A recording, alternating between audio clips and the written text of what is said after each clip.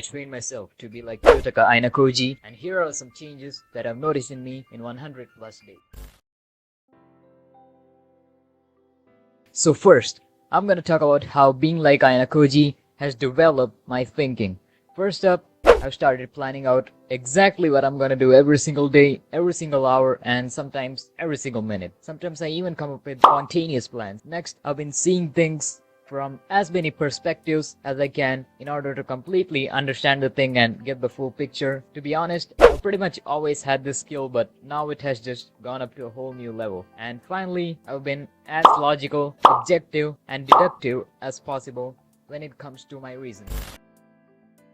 Up next, I'm gonna talk about how being like Ayanokoji has changed my personality. I'm gonna subdivide this into two more segments: outer personality and inner personality. As far as my outer personality is concerned, I'm basically this calm and cool guy who doesn't really have anything that's special about him.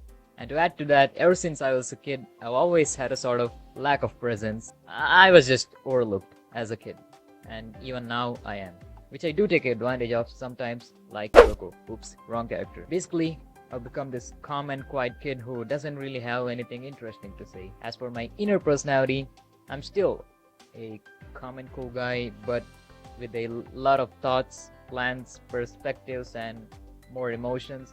Yep, I'm kinda boring.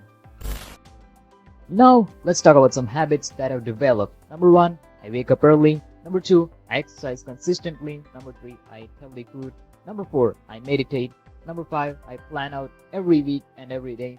Number 6, I think about many things. Number 7, I focus more. Number 8, I have a journal now. And number 9, my reactions as well as feelings are neutral.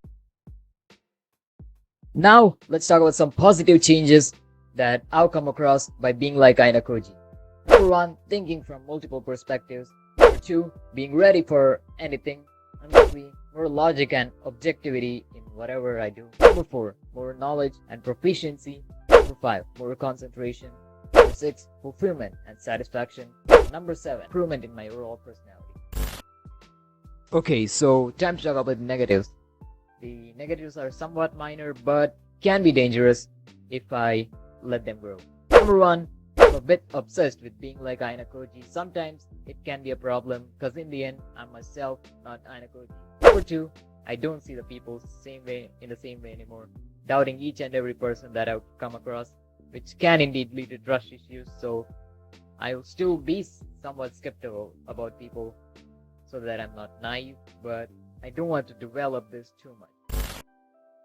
Now, here are some exceptional things that I did which Ayanokoji does not do. Number 1, I of course am myself, not Ayanokoji, and I'm not a fictional character like him too. I just can't do everything that he does in real life. Number 2, I did smile and laugh a bit in public rather than just being expressionless all the time. And number 3, I've still not made as much contacts with my classmates like Ayanokoji did. I still only have 2 friends in the college, even though it's been a whole freaking semester. But I guess that's fine since I don't want to force myself to socialize too much and drain myself. So overall, after 100 plus days of being like Ayanokoji, I feel like I've done something with my life, especially because I'm more proficient, strategic, organized, disciplined, competent, calm, cool, and my mental fortitude has developed a lot. So yeah, overall, I'm glad that I did this. See you in the next video.